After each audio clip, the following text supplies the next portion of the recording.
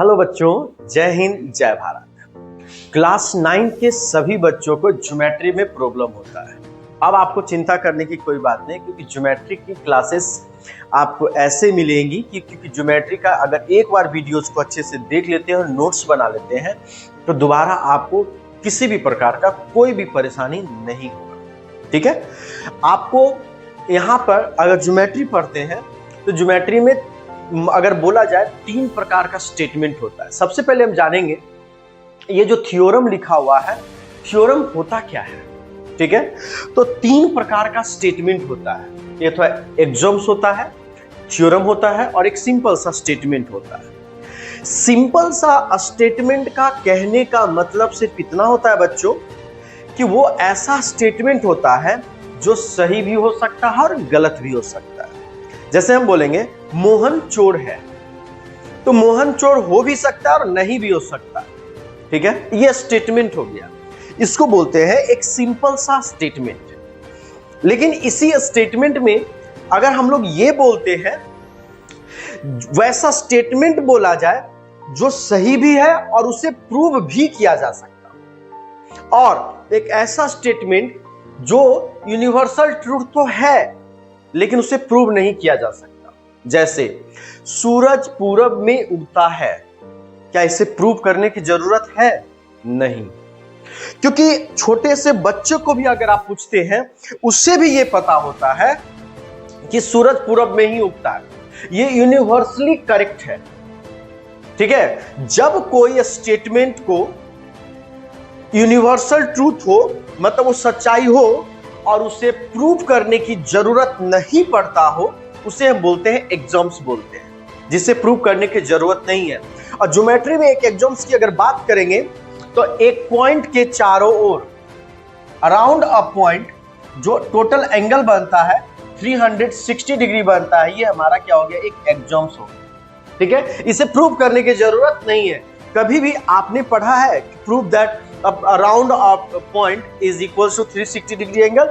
इसे प्रूव करने की जरूरत नहीं होती है, इसीलिए इसे एक्सम्स बोला गया है। लेकिन यहां पर थ्योरम क्या होता है? Theorem is most important part for you. बोला थ्योरम क्या है?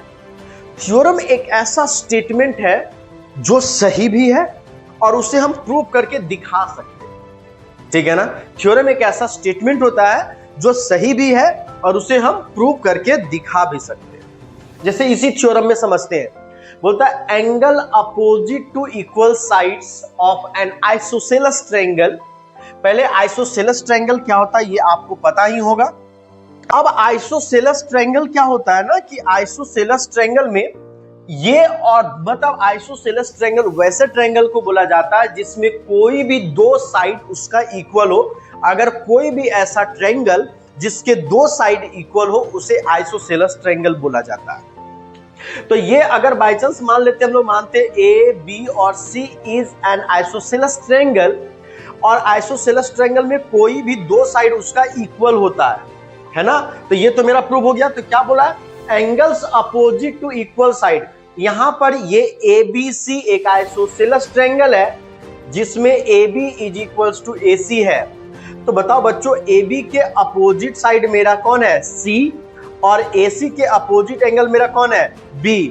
अगर स्टेटमेंट यही बोल रहा है कि अगर AB और AC इक्वल है तो प्रूव करके दिखाइए B is equals to angle C, है ना। ये ऐसा होता है, यानी आइसोसेलेस ट्रायंगल में ऐसा होता है और इसे हम प्रूव भी कर सकते हैं। इसी को हम लोग बोलते हैं थ्योरम, है ना। तो दोस्तों आज मैंने आपको क्या सिखाया? There are 3 statements are used in geometry. First, simple statement which may be right और रॉन्ग, जो सही भी हो सकता है और गलत भी हो सकता है। दूसरा, एक्सम्स, वैसा स्टेटमेंट जो यूनिवर्सली सही है, उसे प्रूव करने की कोई जरूरत नहीं होती है। जैसे माँ का प्यार, प्रूव करने की जरूरत नहीं, वो है, वो कंटिन्यू रहेगा। ठीक है ना। सूरज पूरब में उगता है, ये है, ये स्टेटमेंट पूरा है और कंप्लीट है, इसे प्रूव करने की जरूरत नहीं है। लेकिन एक स्टेटमेंट यहां पे दिया गया है, इन आइसोसेलेस ट्रायंगल, है ना, the angle opposite to equal sides are equals. ये सही भी है और इसे हम प्रूव भी कर सकते हैं। इसे क्या बोला जाएगा बच्चों? थ्योरम। है ना। तो स्टेटमेंट, एक्सॉम्स एंड थ्योरम ज्योमेट्री में यूज होता है। आई होप आपको ये चीजें क्लियर हो गई। ठीक है, चलिए आइए अब हम लोग प्रूव करते हैं, प्रूव करके अच्छे से कंप्लीट करते हैं। ठीक है, चलिए सबसे पहले थ्योरम को प्रूव करने के लिए ना बहुत सारे टीचर्स जो होते हैं वो लेट ले लेते हैं, मतलब बोलते हैं गिवन ले लेते हैं, सॉरी लेट तो लेना ही है। जैसे angle opposite to equal sides of an isosceles triangle, तो आइसोसेलेस ट्रायंगल हम कुछ भी बना सकते हैं, P Q R A B C R S T कुछ भी बना सकते हैं, लेकिन बहुत सारा स्टेटमेंट टीचर यूज कर लेते हैं गिवन। हम यहां पर गिवन नहीं बना सकते, थ्योरम कभी गिवन नहीं होना चाहिए। बहुत सारे टीचर्स और बुक्स में भी बहुत सारे लिखे रहते हैं, तो बुक्स का कॉपी कर लेते हैं टीचर, लेकिन आप सोच कर देखो कि गिवन कहां स्टेटमेंट यूज होता है। गिवन स्टेटमेंट हम उस समय यूज करते हैं जब हमें प्रॉपर या तो डायग्राम दिया हुआ हो या तो क्वेश्चन में मेंशन किया गया हो। जैसे जब हम क्वेश्चन सॉल्व किए हैं, आप इसके पिछले वाला वीडियो देखिएगा, तो वहां पर बोल देता है इन ट्रायंगल एबीसी, तो वहां पर हम लोग स्टेटमेंट यूज करते हैं गिवन फ्रॉम क्वेश्चन। लेकिन जब हमें थ्योरम प्रूव करना होता हो तो हमें यह नहीं पता है कि एबीसी ट्रायंगल है या पी क्यू आर ट्रायंगल है, हमें तो नहीं पता, तो हम यहां पर एज्यूम करते हैं, कंसीडर करते हैं हम अपने अकॉर्डिंग। मैं अपने अकॉर्डिंग एबीसी ट्रायंगल प्रूव किया, कोई मोहन है वो बोला सर हम एंगल पी क्यू आर लेकर प्रूव करेंगे, तो सब अपने अपने अकॉर्डिंग एज्यूम करके चलते हैं। तो थ्योरम में हमेशा आप कंसीडर करके चलेंगे, वहां पर गिवन स्टेटमेंट नहीं लिखेंगे, ये बहुत मार्केबल बात है, आप बहुत अच्छे से इसको माइंड में रखिएगा। अब बोलिएगा सर गिवन में भी लिखते हैं तो टीचर नंबर नहीं देता, तो भाई आप वैसे टीचर के पास पढ़ रहे हैं या वो टीचर पढ़ा रहा है जो खुद गलत पढ़ा रहा है, तो आपका स्टेटमेंट सही करेगा ही करेगा। लेकिन जब आप बोर्ड के एग्जाम में जाते हैं और आपका कॉपी अगर अच्छे टीचर के पास चला गया तो आप ज्यादा नंबर नहीं ला पाएंगे, आपका नंबर कटेगा और वो काट लेंगे। वो कहां काटेंगे आपका नंबर? जहां आपकी कोई गलती नहीं थी, आपके टीचर्स की गलती थी। ठीक है, तो सबसे पहले हर चीज में आपको देखिए पास करना है तो आप गिवन लिख कर चल सकते हैं, टॉपर बनना है तो आप बातों को हर एक छोटी छोटी गलतियों को बारीकी से आपको ध्यान देना होगा बच्चों। ठीक है, तो कॉन्सेप्ट क्लियर हो गया। आइए अब हम लोग स्टार्ट करते हैं, इसका प्रूव करते हैं। ठीक है, डायग्राम। अब इसमें सबसे बड़ी बात होती है कि डायग्राम सर हम कहां बनाते हैं? ज्योमेट्री का लिखने का क्या कोई फॉर्मेट होता है? हाँ, ज्योमेट्री सबसे ज्यादा आपको फॉर्मेट पे नंबर दिलाता है। अगर फॉर्मेट गलत होगा तो ज्योमेट्री में आपके टीचर मार्क्स काट सकते हैं, आप सही बनाते हैं फिर भी मार्क्स काट सकते हैं, क्योंकि उनके पास बहुत सारे ऑप्शन हो जाता है। आइए, ज्योमेट्री में अगर जब भी आप कोई डायग्राम बनाते हैं या जब भी कोई चीजों को बनाते हैं तो आप आराम से उसका डायग्राम को राइट साइड में बनाएंगे। ठीक है, अब बोलोगे सर राइट साइड में क्यों? एक्चुअली ज्योमेट्री का जब स्टेटमेंट हम प्रूफ के लिए जाते हैं बच्चों, जब हम प्रूफ के लिए ज्योमेट्री में जाते हैं तो हम किसी चीज को इंट्रोड्यूस करते हैं, है ना। तो इंट्रोड्यूस कब करते हैं? आप कभी भी किसी आदमी को इंट्रोड्यूस कब करते हो? बगल में खड़ा रहता है तो बोलते हो क्या ये देखो मेरे भैया है, ये मेरे पापा है, ये मेरे चाचा है, आप ऐसे इंट्रोड्यूस करते हो। ऐसा तो नहीं करते हो कि अपने पापा के माथा पे बैठ जाते हो, बोलते हो देखो ये मेरे बाबूजी है, ऐसा तो नहीं होता है ना। या अपने पापा के माथे पे उठा लेते हो तो बोलते हो ये मेरे बाबूजी है, देखो, है ना।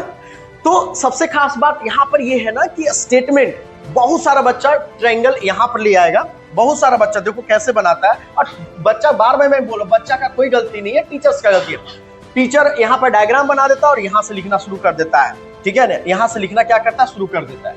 ये नहीं यार, हम रिप्रेजेंट कर रहे हैं, जो हम डायग्राम बना रहे हैं उस डायग्राम को यहाँ पर रिप्रेजेंट करते हैं, तो वो डायग्राम आपको कहाँ होना चाहिए ये जानना बहुत जरूरी है। इसके लिए आप आइए यहाँ पर हम आपको बताते हैं। बच्चों, जब भी आपको यूज करना हो आप सिंपल सा क्या करेंगे, डायग्राम आप यहां बनाइएगा, इसका नेमिंग आप बहुत अच्छे से कर दीजिएगा। जैसे नेम की बात करते हैं तो ये हो गया, मान लेते हैं ए बी और सी, है ना। एबीसी हम लोगों ने एक आइसोसेलेस ट्रायंगल को एज्यूम किया है, एबीसी एक आइसोसेलेस ट्रायंगल है जिसको हमने यहाँ पर एज्यूम किया है। आप पी क्यू आर भी करोगे, इसलिए हम लोग लिखते हैं यहाँ पर एज्यूम लिखते हैं। क्या लिखते हैं बच्चों? एज्यूम लिखते हैं या कंसीडर लिखते हैं। अब स्टेटमेंट हम कहां से लिखेंगे? तो स्टेटमेंट इसके बगल से लिखेंगे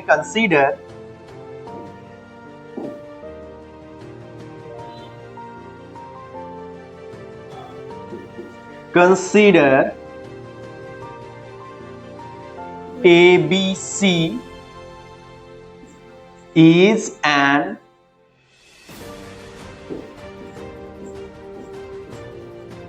isosceles triangle such that, statement बोल सच दैट, ऐसा है जिसमें AB is equals to AC है। ठीक है, ये कुछ भी, हम ABC आप ले सकते थे, आप AB और BC भी बराबर ले सकते, लेकिन हमने क्या लिया, AB और AC इक्वल है। आइसोसेलेस ट्रायंगल मतलब वैसा ट्रायंगल जिसके कोई भी दो साइड आपस में एक दूसरे के क्या होना चाहिए, इक्वल होना चाहिए। ये मैंने ले लिया। अब इसके बाद हमें प्रूव क्या करना है, तो लिखेंगे टू प्रूव। हमें प्रूव करने की क्या जरूरत है, क्या प्रूव करने के लिए बोल रहा है, यानी अगर AB और AC इक्वल है तो angle B is equals to angle C, जो कि हमारा स्टेटमेंट से क्लियर हो रहा है कि इक्वल साइड्स के अपोजिट एंगल्स आर इक्वल्स। अब एक बात आता है बच्चों, मैं यहां पर कंस्ट्रक्शन करने वाला हूं। अब बोलोगे सर कि आपको कंस्ट्रक्शन करना, ये आपको कहां से पता चला? और किसी भी बच्चों को इसी चीज में प्रॉब्लम होता है, इसीलिए आप ज्योमेट्री में कमजोर हो जाते हैं। हम कंस्ट्रक्शन कब करते हैं? हम कंस्ट्रक्शन उस टाइम पे करते हैं जब थ्योरम होता है, तो थ्योरम को प्रूव करने के लिए ज्यादा से ज्यादा कंस्ट्रक्शन का जरूरत ही पड़ता है। आप हमेशा याद रखिए, जब थ्योरम प्रूव कर रहे हैं तो थ्योरम में आपको 99% थ्योरम में आपको कंस्ट्रक्शन का जरूरत पड़ेगा ही पड़ेगा। और कंस्ट्रक्शन क्या होता है, प्रूव के बाद आपको क्या प्रूव करना है, उसके बाद आपको कंस्ट्रक्शन का जरूरत पड़ेगा। तो अब हम लोग कंस्ट्रक्शन जो यूज कर रहे हैं, यहां पर लिखेंगे कंस्ट्रक्शन।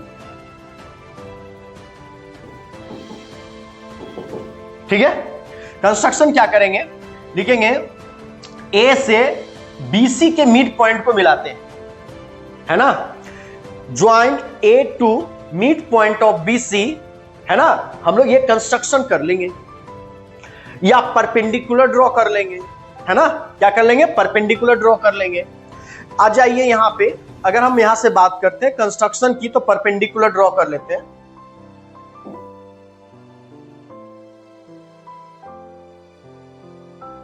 ये हो गया मेरा परपेंडिकुलर, ठीक है। आइसोसेलेस ट्रायंगल था, ये हो गया मेरा परपेंडिकुलर, और हमें इसे क्या करना है, प्रूव करना है angle B is equals to angle C। यही हमारे पास एक ऑप्शन है। अब देखिए स्टेटमेंट लिखना शुरू करेंगे, क्या क्या लिखेंगे बच्चों, उसको ध्यान से देखिएगा। कंस्ट्रक्शन लिखेंगे, drawn AD perpendicular on BC, drawn AD perpendicular on BC। आइए प्रूफ में चलते हैं बच्चों। प्रूफ लिखेंगे, in triangle ABD and triangle ACD।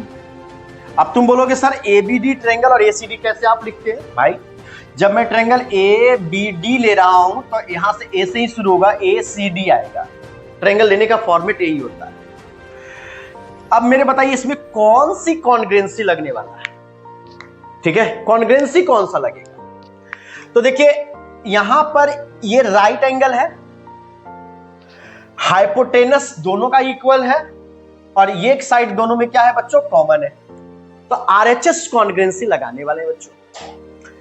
RHS में पहले राइट एंगल लिखते हैं।